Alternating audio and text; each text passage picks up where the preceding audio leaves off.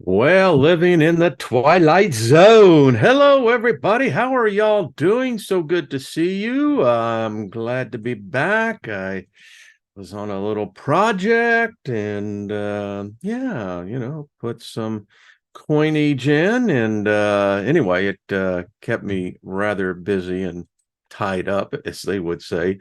But anyway, we're here, and I just thank you for being a part of all this as I get right into the groove. And as we get ready to head the bus out, we're having a good time for sure.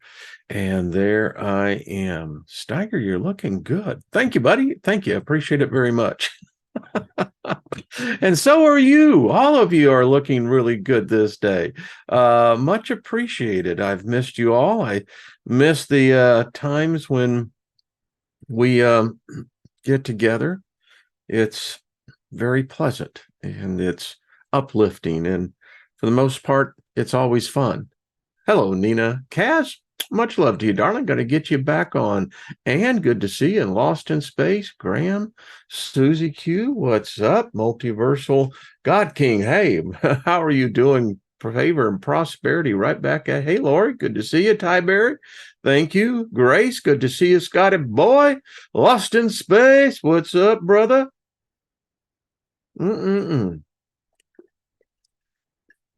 Rabbit Hole, good to see you. Appreciate that. Linda Espinoza. Hi, Nancy. Good to see you. Jackie, what's up, girl? Deborah, hello, darling. Good to see you as well. Abandon, how are you doing? Good to see you. As I see Jarko, what's up? Good to see you. Much love right back at you. I've missed y'all. Was deep in a project. Company hired me out, and yeah, when those things come along, you just can't pass them by. I mean, yeah. So anyway, what have y'all been doing? Well, let me go. John Price, what's up? Good to see you. Y'all been doing good? I literally have had hardly any time, wasn't on the net, as they would say. It's deep in writing and editing and, associated material, continuity of thought, et cetera, et cetera. But it reminded me why I left the corporate world. Yikes. Anyway, so much love to y'all. So, Caz, how you been, darling? Good to see you. Like I said, Farzana, how are you, my love? How are you? So good to see you. Have you made the move into Germany? Is that right? Wow, this is like homecoming. Morgan, good to see you as well. And Monkey Experimental, hello, what's up? Well, thank you, Morgan. Good to see you. Although that would be no, I can see the name, and so I see the energy behind it, right? Sure. That's exactly the way it works. Doug, what's up? Good to see you as well. So I got to tell you, when this is a special place, it really is. And, if you have a channel, by the way, I think the 111 23 Peace and Unity Day, I believe that we send a vibration. I mean, if you look at the evidence, cursory as it may be, it's like there's been a de-escalation in certain parts. So I'll take credit for that. We all take credit for that. We'll take it. It's like, yeah, that works. Mika, how are you? Good to see you. Is that Micah? Good to see you. Anyway, I'll take that. But getting back into this, I had to get back into, corporate world and all that other stuff. And, I have a talent for it, but yeah. And so what happens is that this special place that we have carved out, how fortunate are we? That's favor. By the way, speaking favor over us all, nothing missing, nothing broken, because it really is true. It lives here. I mean, if you're watching, and thank you, and participating, thank you for that as well. Wow, we've really done something here. Hey, Tori, good to see you. This is a sanctuary. It truly is an enclave. And when you're away from it and you get back into this corporate reality, you come to find out how really the words that we speak impact our reality. This is a peaceful place, the very most part. There's a lot of kindness, compassion, empathy, love, friendship. Hey, Trina, I got your text here. I just didn't have a chance to get back to you. That's what I've been doing, is writing and editing and yada, yada, yada. So, but we have, and when I saw this, when you're outside and you look at that, wow, a lot of miserable people out there. They really are. They're looking for something. And isn't that true, though, I guess, for all of us? And I guess in a sense you can say that we found it, but what we have may not be what others are looking for. But I really do appreciate it. This is an honor. It's a gift from the gods, whoever they may be. I'm assuming that the fact that there's something greater than us, because us humans, we're really freaking pathetic folks. We are. Little commentary here, because this is Friday. We're going to kind of, get in our kayaks and, going to go down the river a little bit. We may hit some rapids, and that's exhilarating. Then we'll hit those leisure moments where you just get to take in nature. But one of the things that it's very obvious that there is an agenda that is upon us. It's not coming, folks. It's here. It's being fully implemented on a worldwide scale. A great metaphor would be they're reshuffling the deck, and they're using humanity as that. And hey, Ann, good to see you.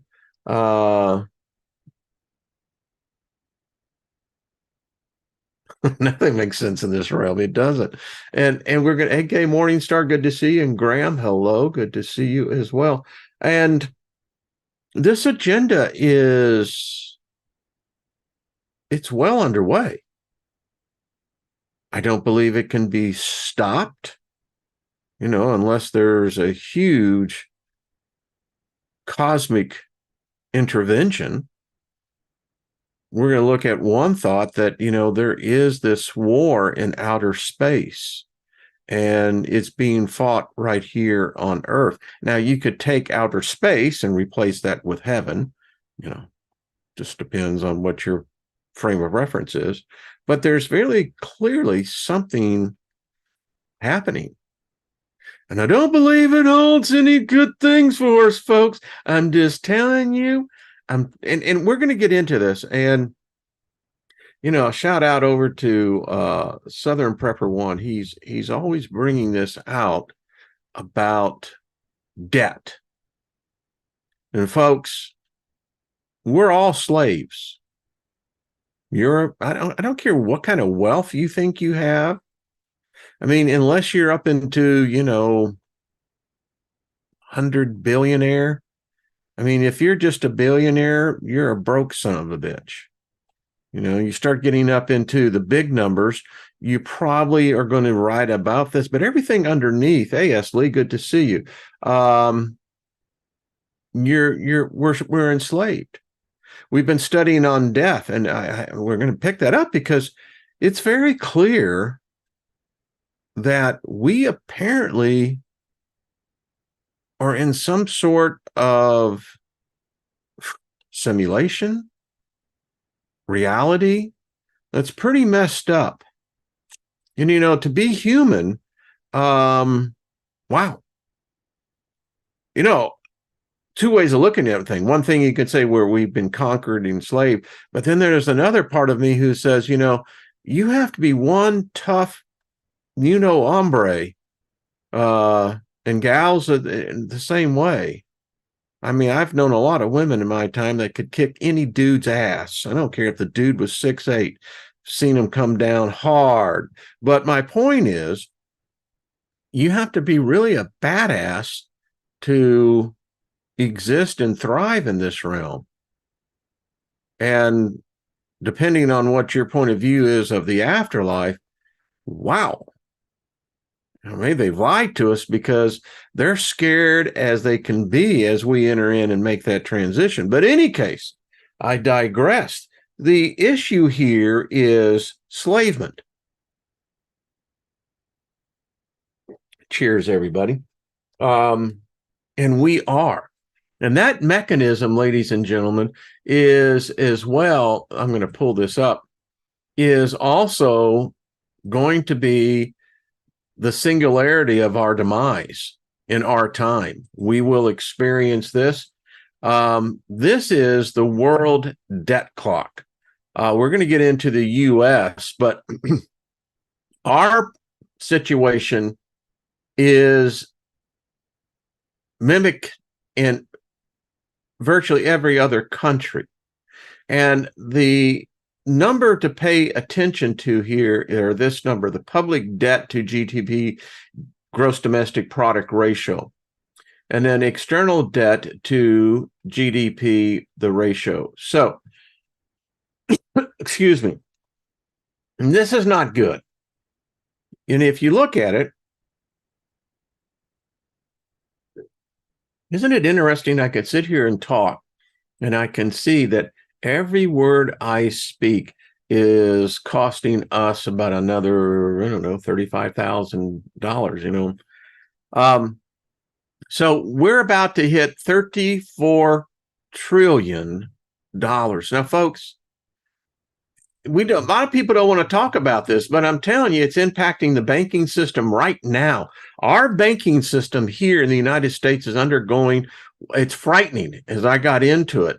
And I will dare the way that the masses are controlled and how the media doesn't speak about it, but our financial process, the very thing that we have commerce, the very thing that if you live in the United States, you have a roof over your head, you have food, et cetera, is all done on this framework.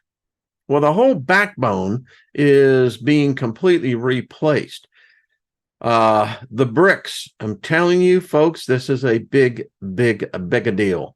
You've got Russia, China, India, and others now joining it, going to gold. But look at this, folks. So you look at China. Well, China's running a debt. And actually, although they do have a surplus of stuff, they're still running debt. Look at Japan. Japan's a broke-ass country.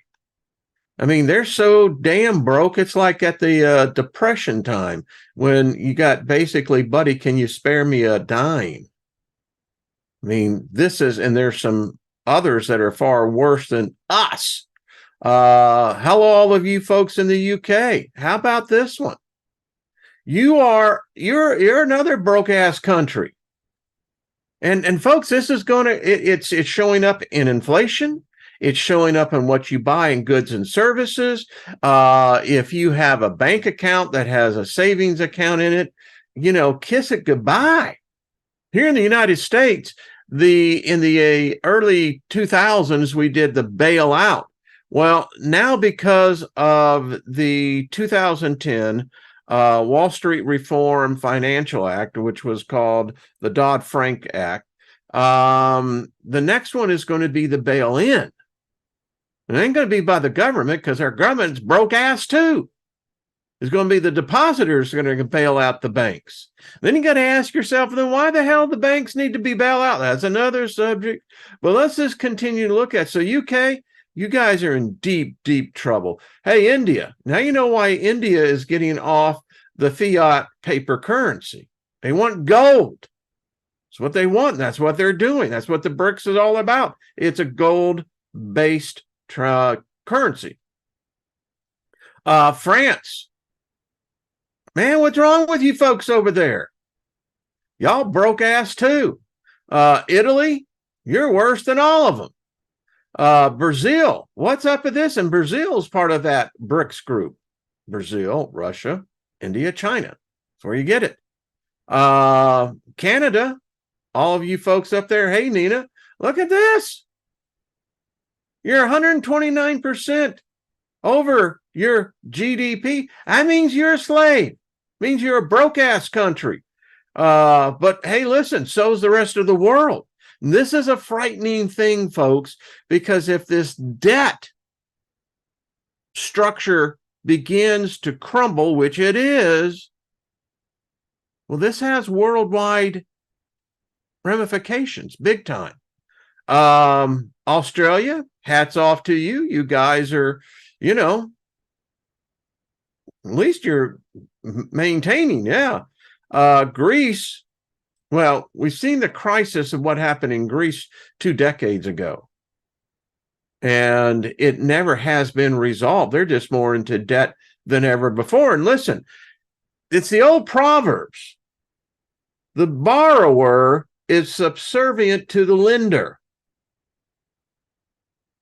Ireland, hats off to you. Indonesia, way to go. Korea, way to go. Mexico, look at Mexico's financial house is far more better than the United States. And by comparison to much of the world. Portugal, y'all in deep shit. Russia. Now, what you can say what you want about Russia, but I got to tell you what, if you have a government and a leader that respects its people enough not to put them into debt for the next 10 generations and beyond, that's a good leader. Look at Russia, folks. The numbers don't lie.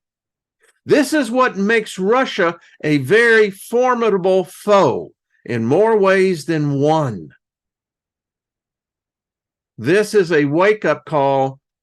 I mean, because, folks, what I'm talking about here, this has worldwide implications. The pieces, if you ever played the game of Risk, they're being reshuffled right now. But Russia is, as far as this, they're better than Saudi Arabia. Sweden got all their houses in order. So having looked at that, let's go over here to the United States very quickly. So again, we're about to hit the $34 trillion. Our Congress, our government is the most irresponsible, ignorant. They have broken their oath of fiduciary responsibility. They're either incompetent or criminal, maybe both. But you see, folks, this is nuts. This is enslaving the population. And the thing about it is, you get down and you get down to the very bottom line, and this is really the number that is incredible. So we've been invaded. The invasion took place, about 3 years ago. And depending on who you talk to, the numbers between 5 and 20 million human beings have entered into our country. The study came out today, and one of the organizations that keep the government accountability, which that's a loose word, has now reported that due to this mass invasion, it's going to cost the American taxpayer, are you ready for this, folks? Over $1.5 trillion annually. Cities in the United States are once sanctuary cities are going broke. They can't bear the weight of this invasion. And when this begins to collapse, and it is in the process of that, you look at this right here, this unfunded liability debt. That is, folks, $211 trillion.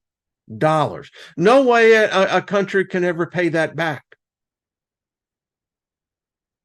This is the strange thing. We are living in the twilight zone because no one wants to talk about it. But yet, talk about it you will. 2024 is shaping up for a really bad year. I can tell you there are companies out there that are forecasting massive layoffs. The banks can no longer afford. They're looking for the bailout. And the problem is we don't have any money at all. It just came to news on Wall Street Journal, CNBC. The Pentagon has failed its audit again. There is apparently, and I'm shaking my head because I'm going, what the hell's going on? They cannot account for apparently $5 trillion. The Pentagon. Well, we're sending hundreds of billions over to Ukraine. No one's done an audit on that. We can't afford it. We're borrowing from our enemy, China, that in turn is charging us this exorbitant interest. Then we in turn are giving it away. Does that make sense? No. It's just a bad deal. And it's not the most pleasant thing for people to talk about. I get it. I know it. But folks, this is the reality. It makes slaves out of us all. There's no freedom here. This debt. I had the vision back in the late 70s on the debt, the world debt.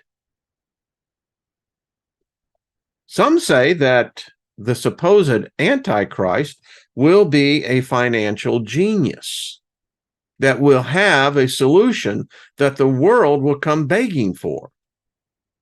The other alternative is World War III. You see, in a war, particularly a world war, you can reshuffle the deck, clean it off. You don't have to even pay attention. You reset everything. Hey, Gaza. See, isn't that interesting? Great question. He says, if China is in so much debt, how does the U.S. borrow money off countries that are in debt? You see what? It's a Ponzi scheme. That's what it is, Gaza. It's a Ponzi scheme. No, everybody's broke ass. Doesn't matter. It's just a level of how broke your country really is. There's some, as we've seen in that chart, their citizens are slaves. We're talking no different than putting a collar around a person, chaining them to the leg. That's what we're talking about. That's financial enslavement. And it governs everything. Again, the borrower is the indentured servant to the lender. And then you got to ask yourself, God, that's a good question, because this is where the reality comes in. No one cares. They don't care. Our Congress, I've said we need to do two things with Congress. If you're going to run for Congress, first of all, we're going to check your credit score. We're going to see what you have done personally with your own money. And if you're a broke-ass son of a bitch, then you don't have any business running for Congress, because apparently you can't manage or budget money personally. How the hell are you going to do it for a country? That's the other problem. Then we need to do IQ test. Because apparently you get to Washington, D.C. and you become a bunch of dumbasses. No one says, how's this going to be out? I asked the Speaker of the House, you did this continuing resolution. You lied, Mike. You lied. So how are you going to do this, buddy? Why don't you ask the real question of Congress? And how about the GOP? Why don't you guys begin to take up and really grow a set of balls instead of being the Democrat bitches? But my question is, who's going to pay this back and how? You're going to raise taxes to the point of what? 90%?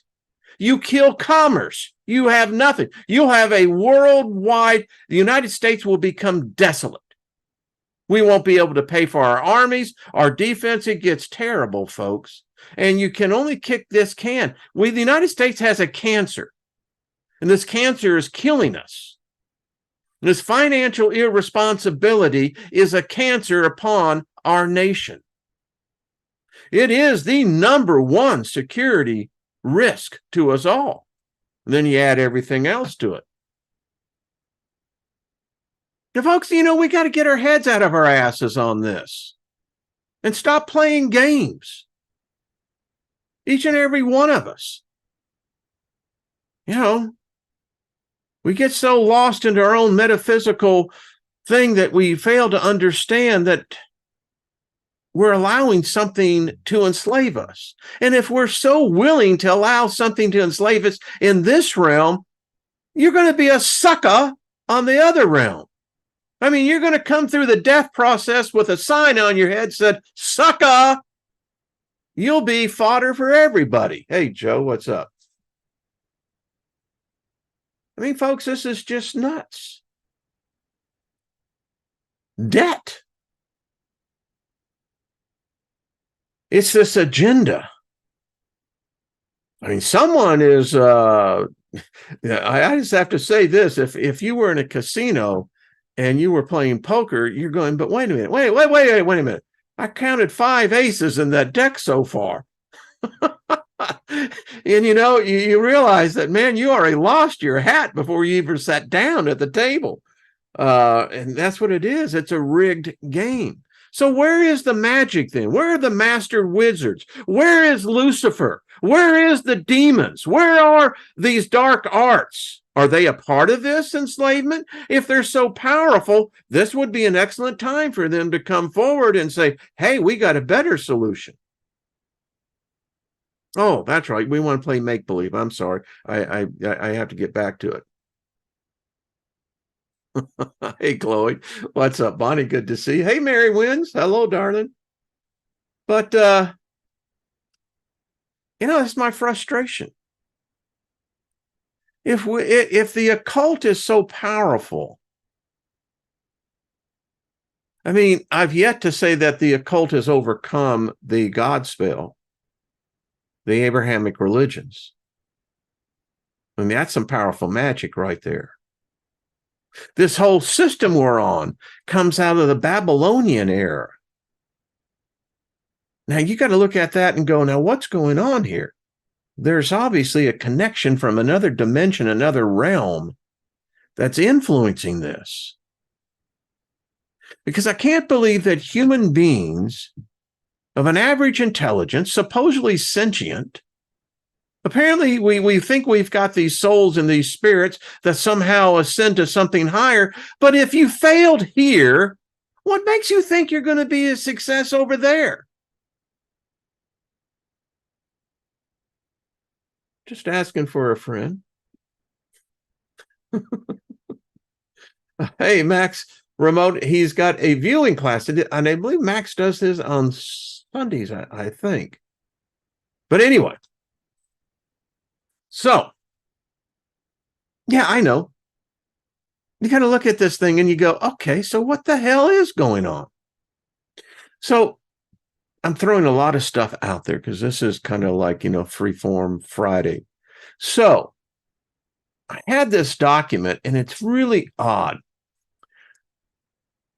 When World War II was underway, as World War III is now, the thing about Churchill that I've always found interesting is that Churchill had this unique ability, I believe, to transcend the commoner, most world leaders' perspective. I think he had this ability to get a little bit higher. We know Crowley was said to have met with Churchill. Could only imagine what that conversation must have been like. But out of this, and this paper is a really interesting one because it talks about, listen to this. We are in the preliminary stage of one of the greatest battles in history, and many preparations must be made at home. I take on my task with buoyancy and hope. We have before us an ordeal of the most grievous kind. We have before us many, many months of struggle and of suffering. You ask, what is our policy?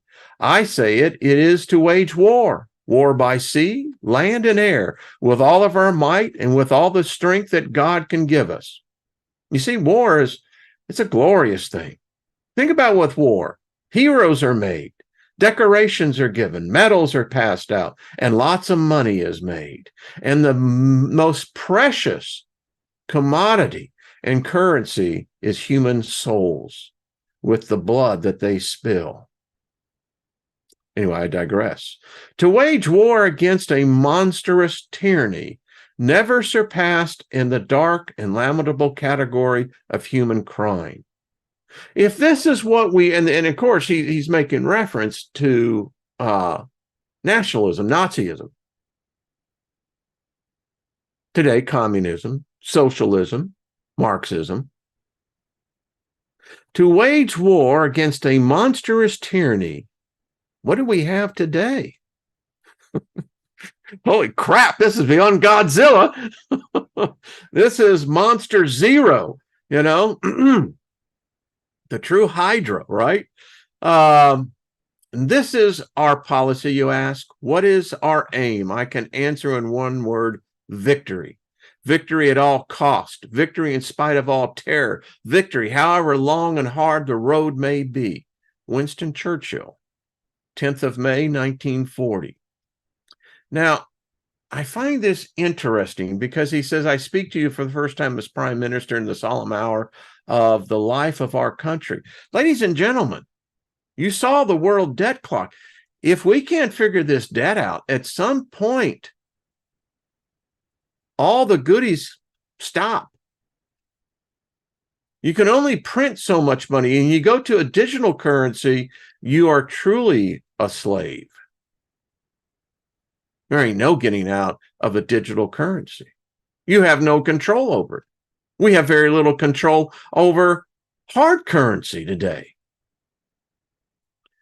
So we get the whole idea, right?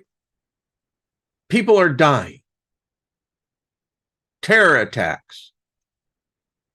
Crimes, you know, citizens against citizen. I mean, this is what we're good about. But I want to get down here because this is what brings out an interesting aspect. It says, let me get back up here. Without a doubt, Churchill's words are stirring, and his heartfelt words reminded us of the scope of our current war against to prevent planetary extinction. We're right there.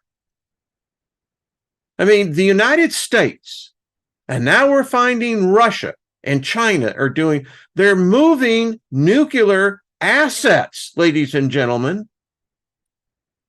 This is not good. You don't want to move those things. And if you're moving them, why? It says the peoples of Syria, the Ukraine, Palestine, Rwanda, Argentina fully understand the multidimensional trials, the fierceness, and the ferocious tensions of the global battle between the forces of good and evil. Is this what we're seeing? Is this really the battle of good and evil? Because I can't find the fucking good. I got the evil all over the place. I can't find any good. It says, but sometimes the people of more fortunate circumstances forget the gut-wrenching immediacy and the scope of humanitarian challenge. I mean, try to live where they got a potential missile coming in on you. I mean, that's crazy. Moreover, few inhabitants of the modern world are trained to perceive the obvious ubiquitous of symbolism that is provided to guide humanitarian action. For example, the symbolism of waging war by sea, land, and air in Churchill's oration will be perceived by no one as a reference to the dimensions upon which the war will be fought, the dimensions of personality, the dimensions of motion, flesh, reason. As the paper points out, this is an important strategic information. Beyond the personification to which the information refers, it clearly suggests the cosmic scope of conflict and implies that World War I and II were fought to overcome negative functions of the personality, emotion, perception, and mind. Today, the third and final stage of that battle is yet in question. Folks, we have the anti-pope. Now, if you want to believe in Macaulay's prophecies, it's weird how all this is getting set up. The very foundation of Christendom is being undermined. When the Pope said that for any Catholic could not become a Freemason, that was a direct indictment on the United States, because our founding fathers were Freemasons. Then that means the United States is not a Christian nation, is it? I digress. Today, the battle for the planetary soul, and it is insufficient to refer to this conflict in terms like something in our politics is broken. Indeed, neither is the commonly used term tribalism sufficient to define the war in heaven. This paper propounds an orthodox strategy, but entirely scientific and moral, by optimizing humanitarian agencies at the final stage of the cosmic war. Ladies and gentlemen, what we're talking about here is, in fact, the second war in heaven. Recently was led to go back and look at the prophecy movies, the trilogy of it. The whole point of the prophecy and the associated two that follow behind it is this second war. Now, I don't know who won the first. Apparently, it was not a lasting peace. But apparently, this second war has been ongoing. But the thing about it is, it's not being fought in the heavens. It's being fought right here on earth. Our leaders know about this. They are, how shall I say this? They are faced with who the real players are. Not even Donald Trump was strong enough to resist them. He's fought them, but he wasn't strong enough. The article goes on to say, in fact, what has been called the cosmic war in heaven is being waged right here on earth within the fourfold human functional dimensions: sensing, feeling, thinking, intuiting, where electromagnetic energies are embodied for the divine scientific purpose of transducing personality frequencies into soul frequencies as articulated with humanitarian agency. In an age of very complex science, it should not be surprising that the scientific perspective on human agency is complex, so complex that synthesizing the numerous fields of research may seem impossible. The vast amount of available scientific data obtained with specialized scientific research seems to preclude synthesis, but the opposite is true.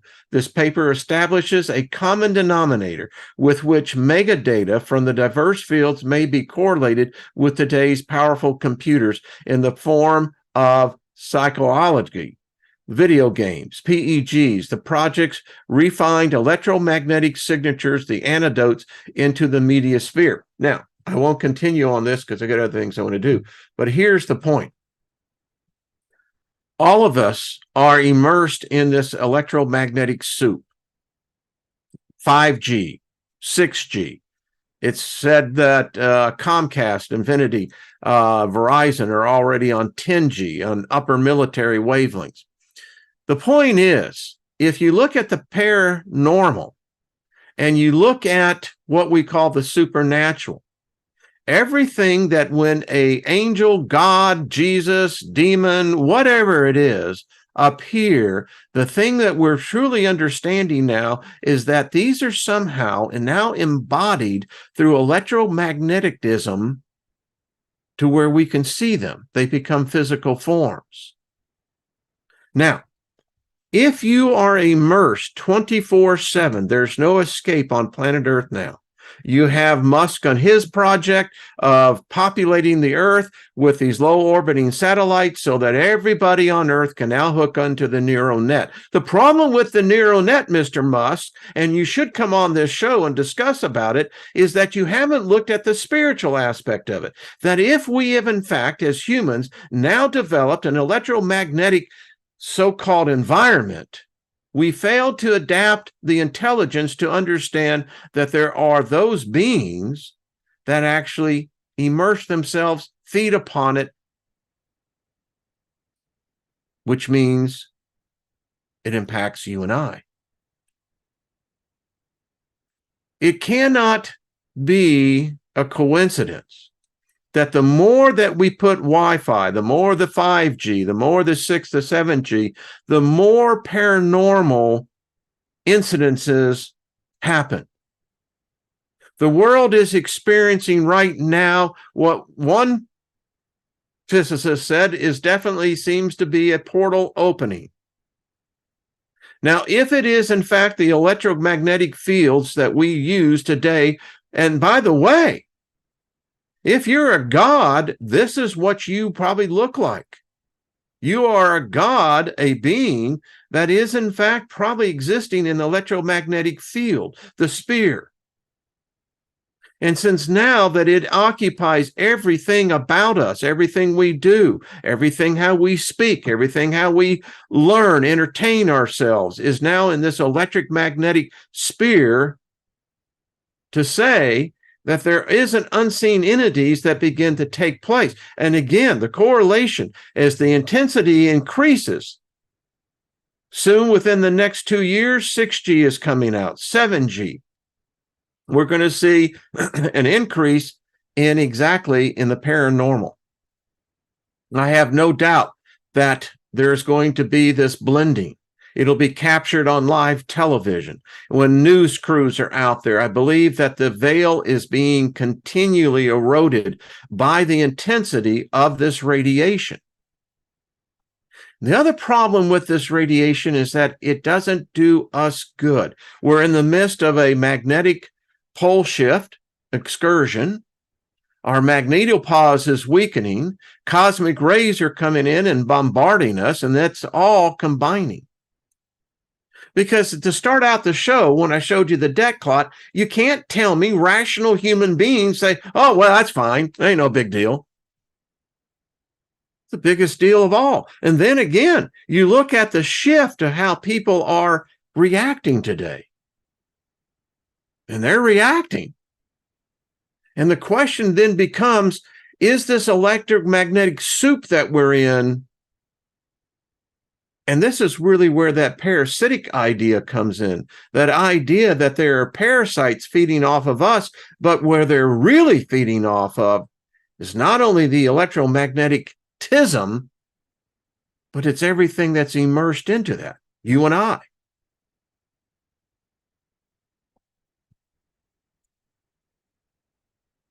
Yes, zenith point, yeah, you're right. Problem is today, unless you have a Faraday cage in your bedroom, doesn't matter if you turn off the router. Doesn't matter. It's everywhere. In the United States, all electrical meters are now going over to these 5G smart meters. They literally transmit an electromagnetic field, a radiation field. I don't know. Sure, that seems completely normal.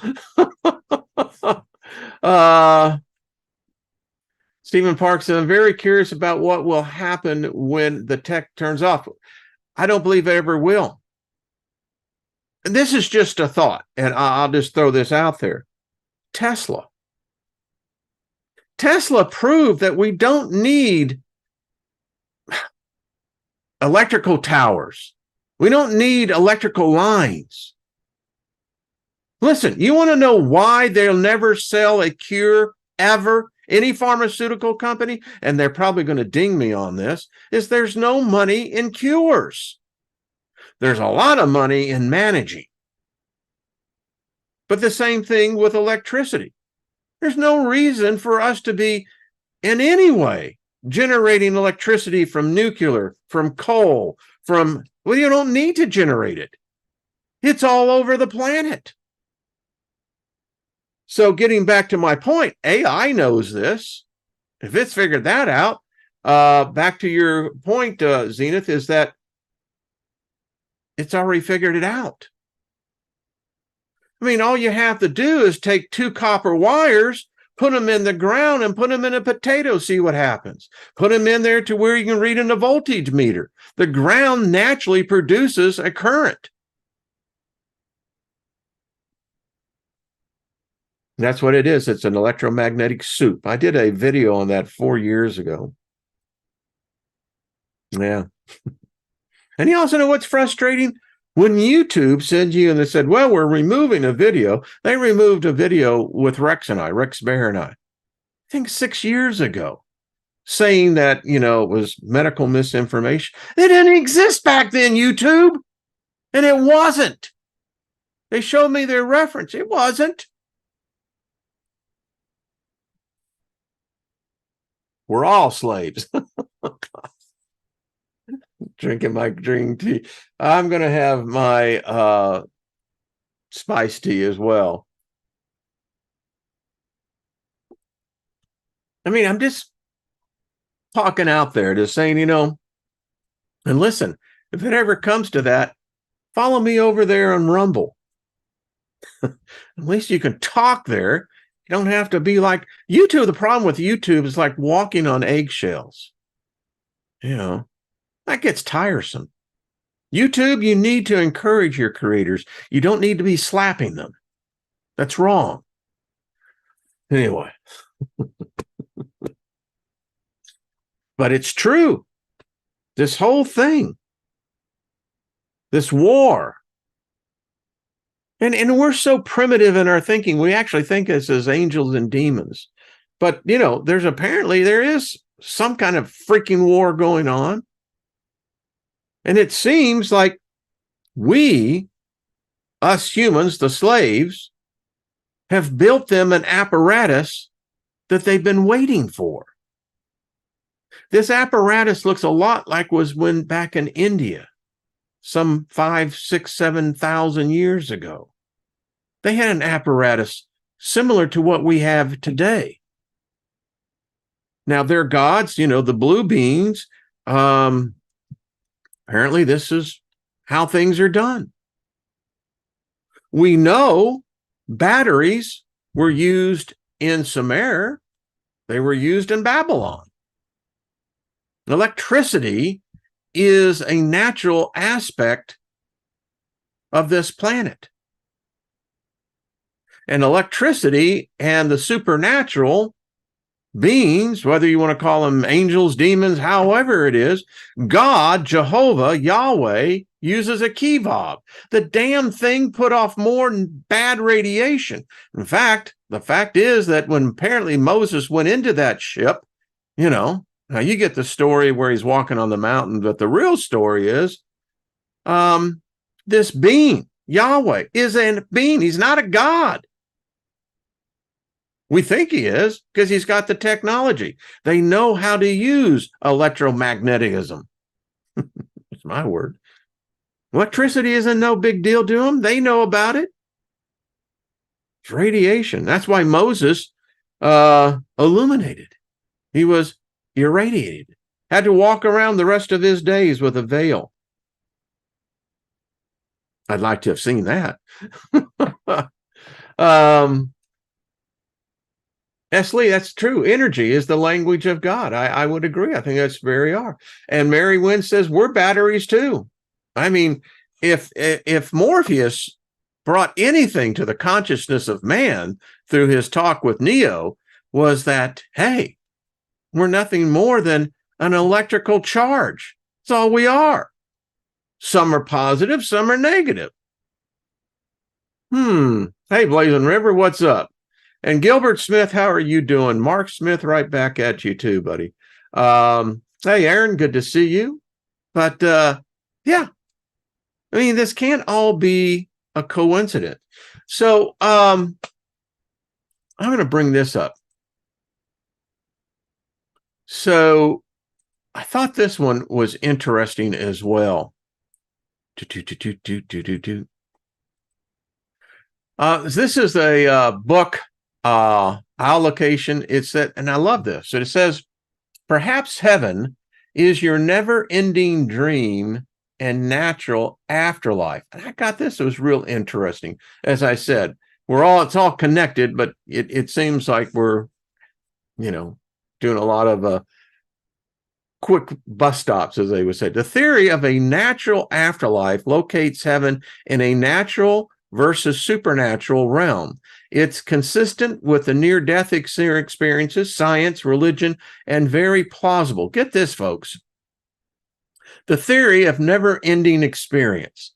Scientists have yet to locate heaven in this universe. Think about that. So, if a supernatural afterlife exists, we will likely spend it in another universe or dimension, right? Or possibly, as this article proposes, a natural afterlife awaits us in a somewhat familiar realm. More specifically, perhaps, your natural afterlife is a dreamlike near-death experiences for which you never awake, and thus one that your knowledge never ends. Well, that's far out. Call this the theory of natural afterlife, or for short, the NEE, never-ending experience theory, or optimistically, the NEE theory of heaven. Well, I like this. Positive stuff. It says, this theory calls into question the many centuries-old assumption made in all discussions and debates about heaven that any afterlife must be supernatural.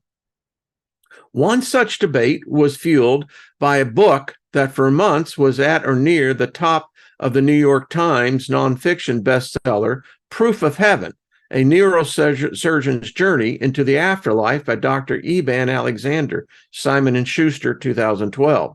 Like many, Alexander claims, as his title states, that his near-death experience provides proof of heaven and a supernatural afterlife.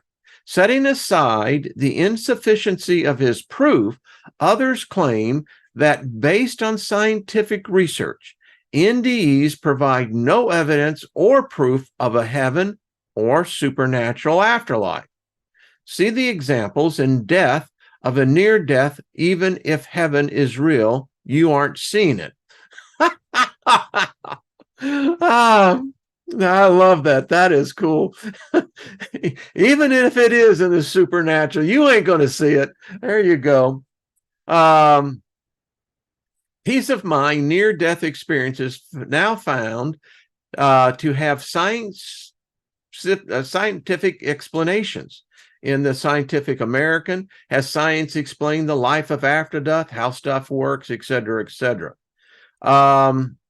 Astonishingly, the NEE theory does not assume that an afterlife is supernatural. Instead, it suggests that near-death experiences provide evidence of a natural afterlife and thus perhaps a heaven.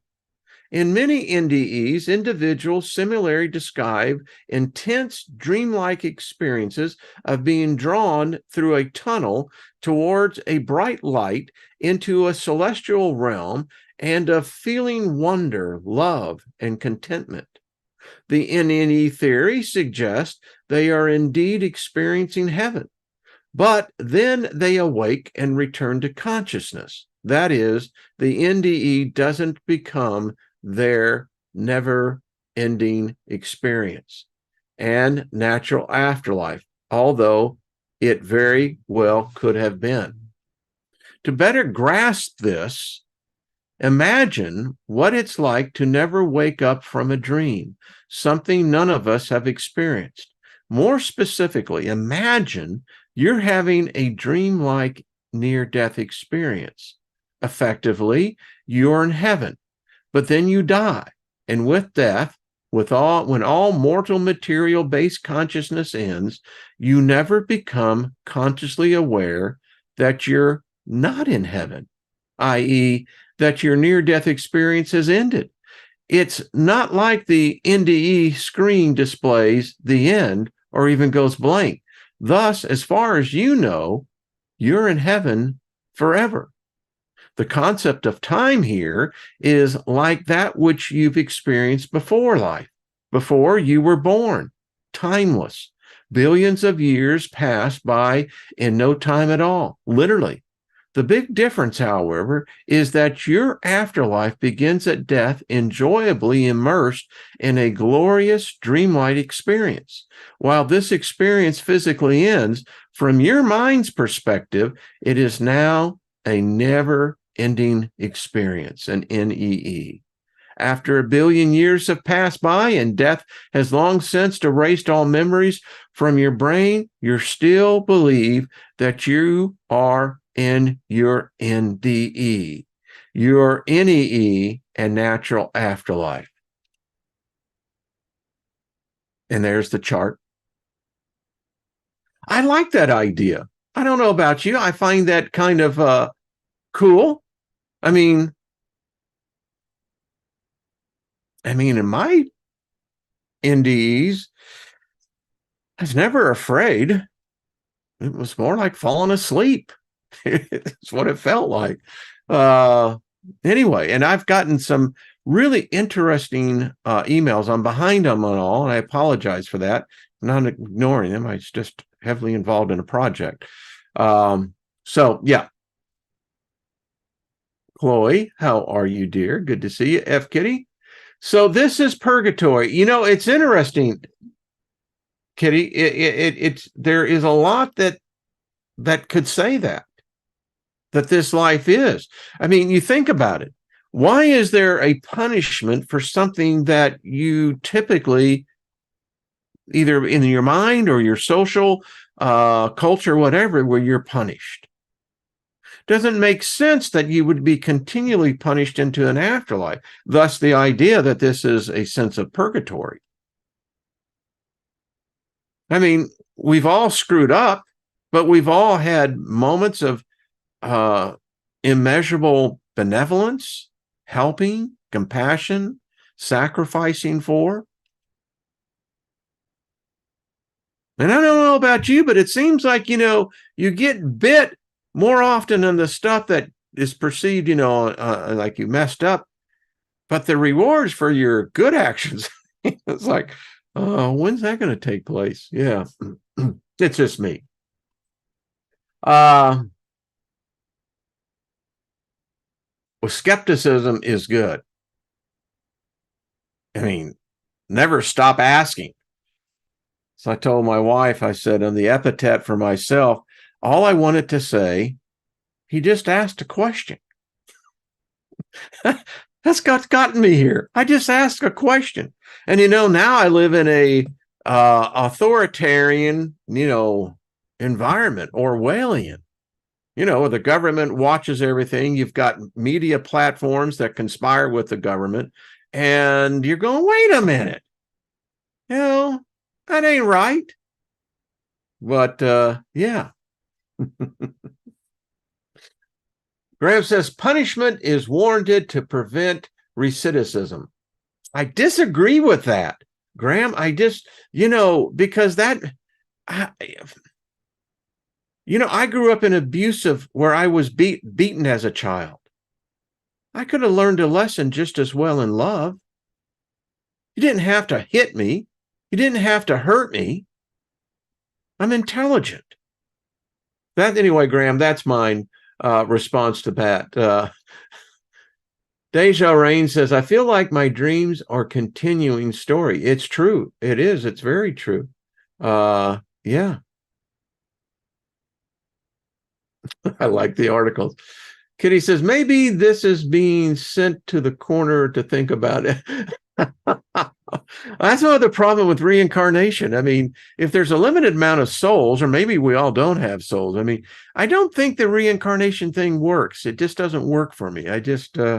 But everyone's entitled to their view, and I could be completely wrong. Wouldn't be the first time. Hey, Grace, reincarnation is another form of recycling. You see, I agree with that. I think it's so well. I agree. It's like, yikes.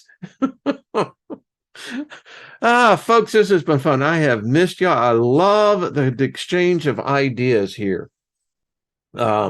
It's where we learn. It's where we grow. That's how we do it.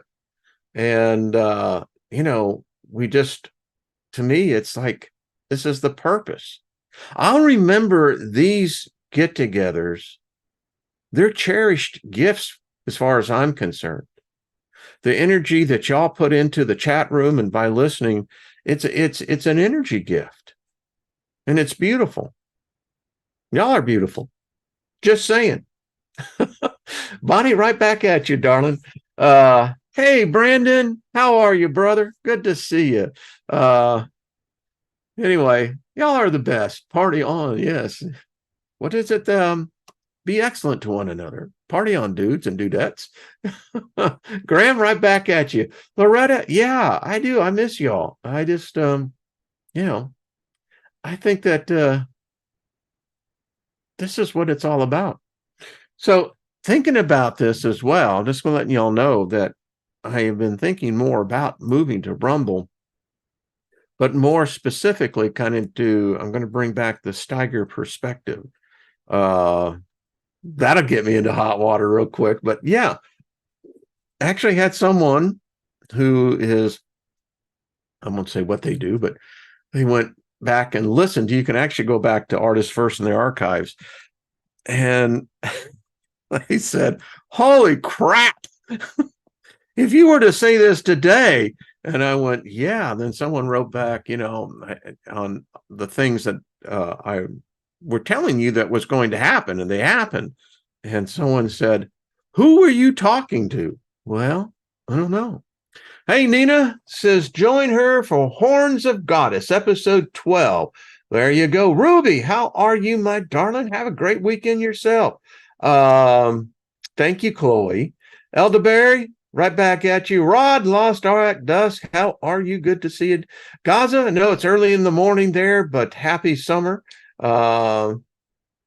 Yeah, Brandon, so thinking about doing that. Red Honey, how are you doing? Much favor to you. All right, folks, thank you. Thank all of you. It's an honor. It really is. It's not hyperbole. It's a fact. I mean, it's withdrawal, someone said. It's true. Y'all are addictive, man. Daddy Rabbit, what's up? Indeed, better late than never. I'm right there with you. Joe, right back at you. So thank you all. See you on Monday. I'm not doing any more projects like that. Those things, they just, you're spending sometimes 17 hours, as I did one day, into them. And it's like, man, I'm getting too young for this shit. That's all I got to tell you.